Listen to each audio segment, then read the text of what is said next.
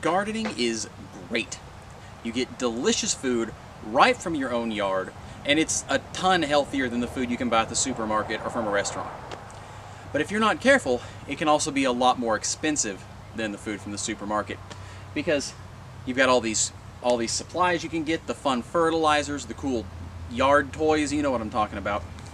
Now, I am admittedly more of a forager than I am a gardener, but I have come across several gardening hacks to help you do the things that you need to do in the garden, but to save you a lot of money instead of buying all of these expensive fancy items. So today we're going to look at some number of garden hacks to get the job done for less. There you go, girls. You know, it's not just people food that's getting more expensive. Chicken food's going up too. Gee, I wish I had a hack for... Oh wait, I do! Now you may or may not have heard of soaking chicken feed. And it's not just a gimmick. It really does extend their feed. Now why would it extend the feed? Because you're just adding water. I mean, there's only a certain amount of chicken feed in whatever this scoop is. You know, however many cups that is. Adding water doesn't, it's not growing more. Where does the material come from? Well, it's not adding more food to the food, it's just making the food better, easier for the chickens to digest. By soaking the chicken feed, it extracts anti-nutrients that are in the grains that make up the feed, and it makes the nutrients that are there more available to the chickens. So, here's what we do. Start by filling a bucket with however much chicken feed you would normally use. Add water until you cover the chicken feed by at least 4 inches, because it's going to swell up and expand as it absorbs the moisture. Let that sit at least overnight. 1 day is great. Really, up to 3 days is fine. And if you leave it up to 3 days, it will start to ferment, which adds extra probiotics for the chickens, and it helps break down the nutrients into even more easily assimilated forms, which makes the same amount of food go longer. I've heard some people say that it will make your chicken feed... Oh, that's loud. Now, I've heard some people say that it will make your chicken food go twice as long. I think that's a little on the long side. Some people will say it will extend it by 50%, some people say around 20 to 25%. But what is generally agreed is that it does extend the chicken feed. And it's not just cheating them, it's not just filling them up with water, it really is making the food that you have more efficient at feeding the chickens. So it's going to save money, and you just add water. It's easy. One extra thing you can do optionally is you can add a splash of apple cider vinegar to help get some of the good probiotics in there and make sure you have a good population. It's not necessary, but you can certainly do it. Now, I'm just going to cover that up, and we'll come back and give it to the chickens later.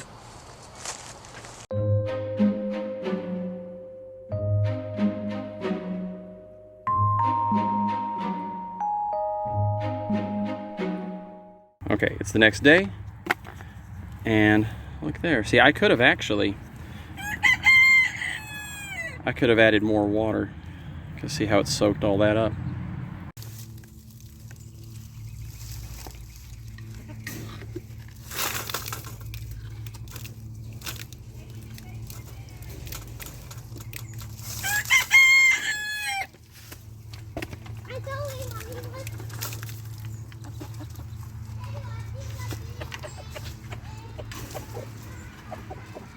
See, I didn't add enough water this time. It's not going to drain through. Gosh, it's stuck at the bottom. But next time, having that screen door there will let the water drain through. I just got this batch too dry. Hacks 1 and 2 aren't available to me right now because I just don't happen to have that plastic waste on me, which is good, not having the plastic waste, but I'll just have to put up some pictures. These are ideas for miniature greenhouses. One is to cut the bottom off of an empty plastic soda bottle and place that over your seed starter pots, and it helps keep the moisture in, it helps collect the heat to keep everything warm. You can also use those plastic clamshell type containers that you would get salad in, and fill that with dirt and put your plants in. So Those are two little ones. It just helps you reuse a single-use plastic to get a little more mileage out of it before it goes to a landfill, which is unfortunate, but at least we got to use it for something else first. Hacks 2 and 3. Oh, am I even in this shot? Hacks 2, no, 3. Hacks 3 and 4 have to do with starting seeds. Now, one trick is to reuse these cake. Blah, blah, blah, blah, blah, blah, blah.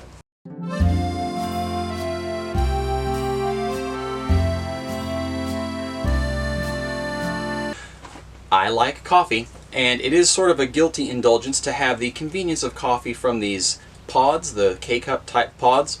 Again, single-use plastic. Not the most responsible choice, but dang is it convenient. Well, when I indulge in my guilty pleasure and I have a wasteful cup of coffee, I'm left with the coffee grounds. Of course, coffee grounds can go in your garden or your compost, but you can also start seeds in these. I don't think many plants would enjoy growing in coffee grounds, but the coffee grounds will hold on to moisture and they are fine for sprouting, well, at least most seeds. I don't think I've had trouble with these with any kind of a plant. Another hack for starting seeds is to use a cardboard tube, like a potty paper tube. You can pack it with dirt and put the seed right in there, and it decomposes as the season goes on, so once you plant it, it's not going to permanently constrict the plant. A couple of caveats. One is that you want to plant it so that the cardboard is completely under the ground, covered by soil. Otherwise, the fibers within the cardboard can wick moisture up from the soil away from the plant's roots. That's not good. Another thing is that since it's just an empty tube, once you put your dirt in, you run the risk of it all falling back down out of the bottom. So you could make little cuts or tears at the bottom so that you can fold these up.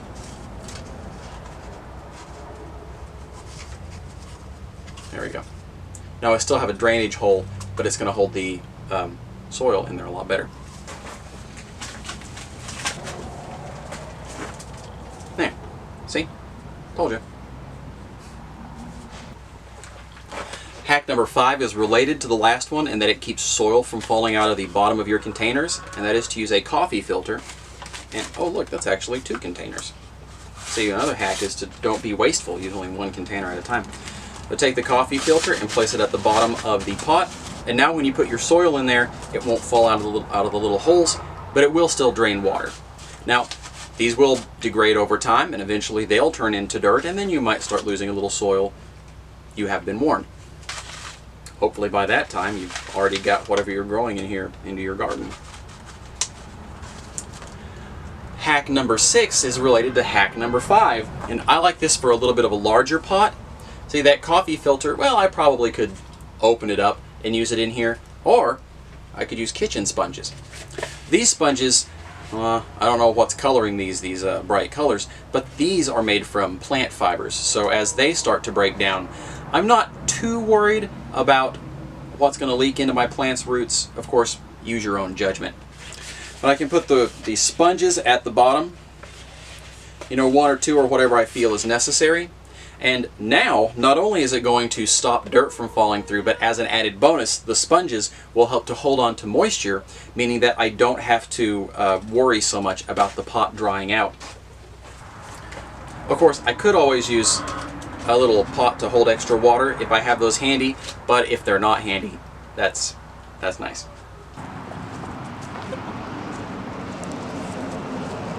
Hack number, what are we on, 6?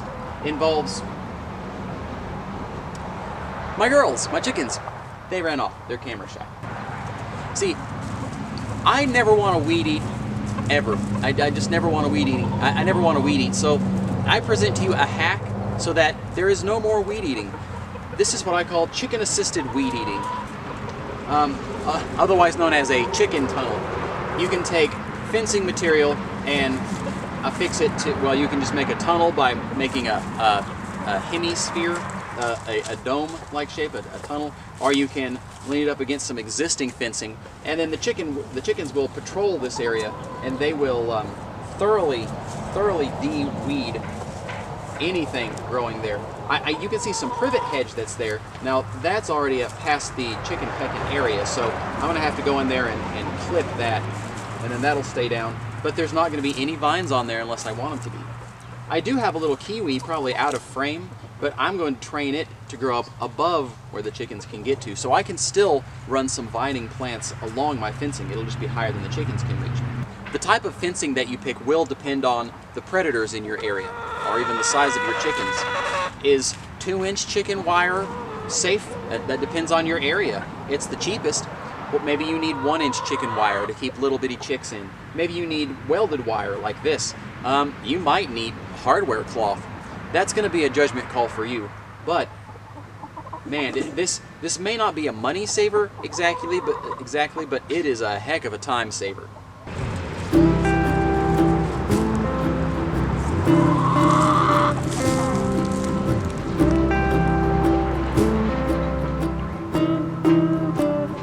If you were to have a 2-foot tall section of fencing, if it's going up against another fence, that'll work. You can either have it go 1 foot up and then bend it at 90 degrees and go 1 foot over, which will it'll give your chickens a 1 square foot box tunnel to walk through, and that is enough space. And if you have really big chickens, meat chickens, you may want something a little bigger, but that will work for most egg breeds. Or if you have that same 2-foot tall section and rather make it an arc, like it's 1/4 of the way around a circle, that will give them a little more than 1.25 feet, a little less than 1.33 feet of head space and space out to the edge. Of course, they won't have as much side-to-side room because it's also it's 1 foot and between 1/4 and 1/3 out to the farthest side, because that's how circles work. If you don't have a established fence that you're putting it up against, you're just making a chicken tunnel out through an area that needs to not have any plant life whatsoever, then you want a 4-foot tall section of fencing, because the 2 feet from the previous example, well, 2 feet was 1/4 of the way around, so 4 feet is half the way around of a circle, so that's your dome. So if there's not a fence you're leaning it up against, then you want 4 foot tall section of fencing that you will arc to make your tunnel.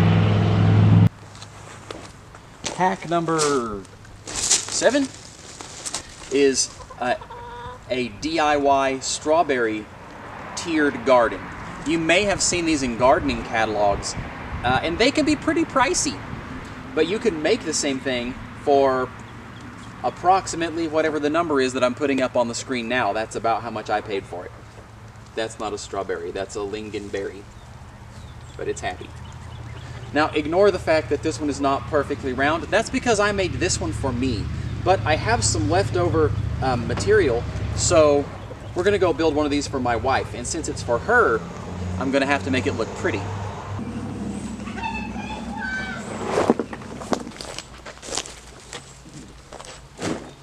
To make the strawberry garden, we're going to need some of this landscape edging material. I found some in the garage that we've had for years that's never been used, so I'm going to use this. For me, that's free. For you, you'll probably have to buy a little bit. We will need to cut 3 lengths of this. I will need a 19-foot length, a 10-foot length, and a 3.5-foot length. So that's what I'm going to do.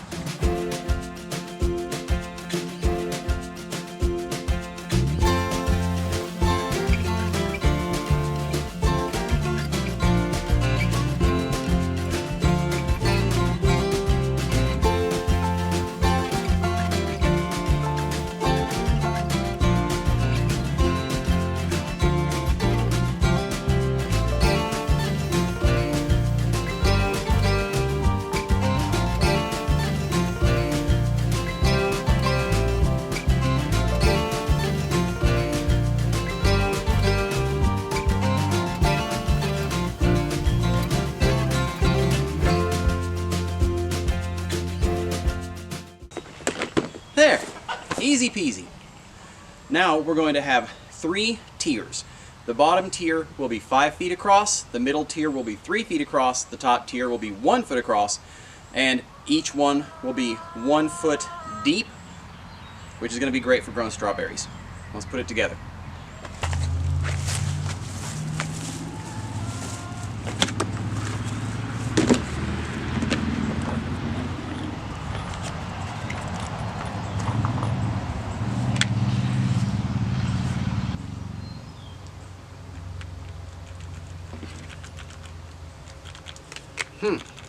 Works better if the battery's charged.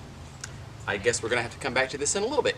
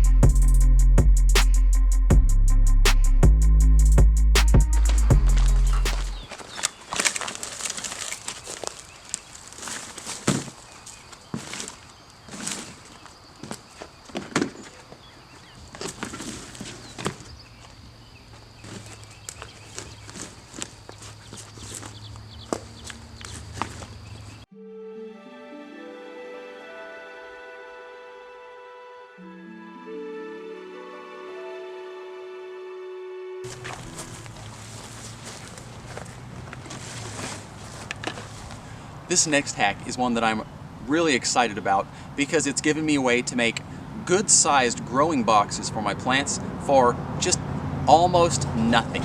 So here's what you will need.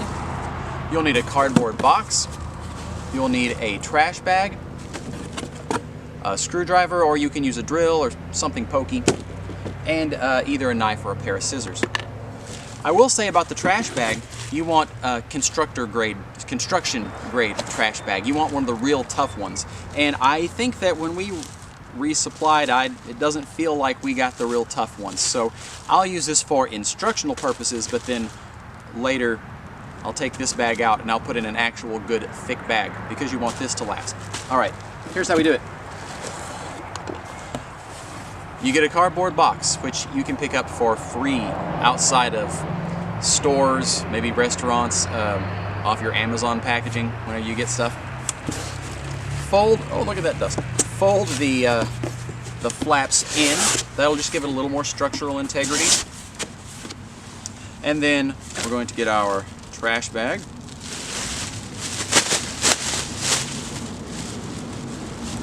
And put that in here. Now I know what you're thinking. You're thinking, yeah, but that'll hold dirt, sure, but it's gonna hold all the water and the plant's gonna be waterlogged. I don't wanna do that. I couldn't leave that in the rain. Wow, there's more. We're gonna make a drain hole. And now you're thinking, now wait a minute, if you're gonna make a drain hole, the cardboard is gonna get wet and then it's gonna decompose and rot and this whole thing's gonna fall apart. Scott, you're not giving me good information. Ha ha ha, but wait. There is in fact a trick to it. Oh, I forgot one of our tools. We need tape. Okay, you know what? Let's just pretend I have tape because I'm already videoing this. So you would pull it down all around the bottom, right? And then now you would get your duct tape and you would tape this down. Now we have room for our dirt. The next thing we need though is the drain hole. So we're going to poke a hole. Actually, let me get the camera up closer for this. All right, closer up view. We're going to make a drain hole, so you want to decide where do you want it. Do you want it down at the very, very bottom? Do you want it up a little bit so it will hold a little water to keep it moist? That's up to you, and it depends on you and what you're growing. But let's say that I want the drain hole right here, so it'll hold a little bit of water. I'm going to take my something pokey. I'm gonna hold the inside bag away, and I'm just going to kind of push this through with twisting.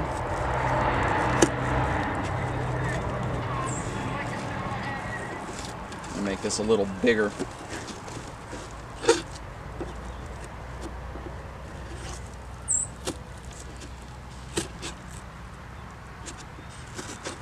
I'm just kind of pushing the sides in so I have room to take this extra material here and push it through the hole. Haha. So this is the inside of the bag. This is the part that doesn't have a hole in it. I'll pull it through plenty far. And now I can get either my knife or my scissors, and I can cut this. I say cut. Oh, the bag is moving. The box is moving. There. Okay, did it. Okay, and remember the bottom is supposed to be taped. I just didn't have my tape, so that's under there. Now I'm ready to fill it with dirt, and you probably want to actually tape this so it doesn't slide back in. So get some tape and tape this down so it aims down. And now when you water it, the water it'll fill up until it gets to your drain hole. Then it will come out of this drain spout, and the water never touches the cardboard. So the cardboard is not decomposing, it's just sitting there. I'm not sure yet how many seasons this will last you. I haven't known about this long enough to test it that long, but it should definitely get you one season. Realistically, I think it will last you, 2 or 3, but we'll see. One trick for increasing longevity is I recommend setting the box up on a stone or a board, something to protect it from any groundwater, pooling water seeping in at the bottom. Handy. Oh, hello, board.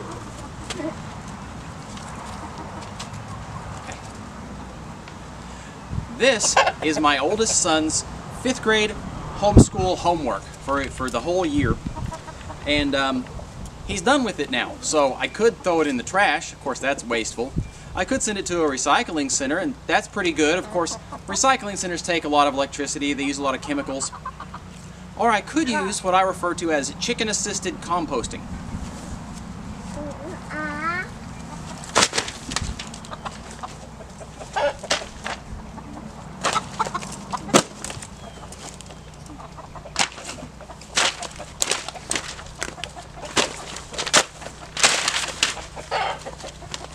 You see, all that paper, all that homework, it's very carbon rich. And the chicken poop is very nitrogen rich. And nitrogen plus carbon, well, that equals compost. And the chickens, they're constantly raking, they're constantly scratching and clawing, and they will mechanically just tear this stuff up. It's great. And I've also done this with cardboard, with leftover boxes, because I don't want to send all that stuff to the landfill, and I could send it to a recycling center, but again, that's not a perfect solution either. This is just nearly a perfect solution. So, get after it, chickens. Start scratching it up. It helps balance out the manure from the chickens, so it's not so nitrogen hot, so that I can use it in the garden a little bit sooner, and it's gonna have some more good stuff in there too. All right, I have one more time-saving, space-saving, money-saving, energy-saving garden hack, and that is a bucket. Seriously, it's a bucket. Hear me out. So buckets are obviously useful. That's not a hack, it's not a mystery, but you may be able to use a bucket in ways that you hadn't thought of before. So the bucket, obviously it holds your stuff. Now the garden aprons and toolboxes are cool, but a bucket's cheap. A bucket is not expensive. You can put your trowel, your shears, your gloves, garden amendments. You can fit them all in here. You can carry it wherever you're going. You could take your weeds and you could put them in the bucket and toss them to your chickens or put them in your compost bin. You can sit on the bucket while you're weeding. It's a real multi-purpose tool. You can also get these padded seats that go on the bucket too. I believe some of them swivel. If you want to, you can drill a little bitty hole in the bottom of the bucket and fill it up with water and put the lid on, and you can carry it out to some tree way out where the garden hose doesn't reach, and it will trickle irrigate the tree for you. So that's the last garden hack, the humble bucket. Hope you enjoyed the video. Do the comment things and all of that stuff. And I'll see you in another one. Bye.